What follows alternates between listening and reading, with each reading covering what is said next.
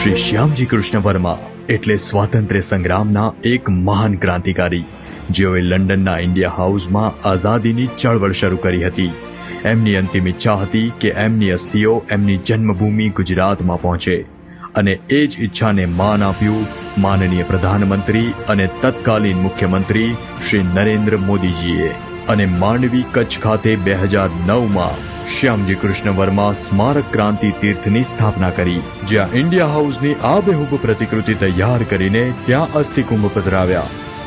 રાજ્ય સરકાર દ્વારા આ સ્મારકનું અત્યાધુનિક ટેકનોલોજી અને રસપ્રદ આકર્ષણો સાથે નવીનીકરણ કરવામાં આવ્યું છે. ગુજરાત સરકારની આ પહેલનો મૂળ હેતુ ક્રાંતિ તીર્થ પર આવતા મુલાકાતીઓને ભારતના ભવ્ય ઇતિહાસ અને દેશભક્તોના બલિદાનથી પરિચિત અને પ્રેરિત કરવાનો છે. શ્યામજી કૃષ્ણ વર્મા સ્મારકનું ઉદ્ઘાટન માનનીય મુખ્યમંત્રી શ્રી ભૂપેન્દ્રભાઈ પટેલના વરદ હસ્તે તારીખ 4 ઓક્ટોબર સાંજે 4 વાગે ક્રાંતિ તીર્થ શ્રી શ્યામજી કૃષ્ણ વર્મા સ્મારક માંડવી કચ્છ ખાતે કરવામાં આવશે.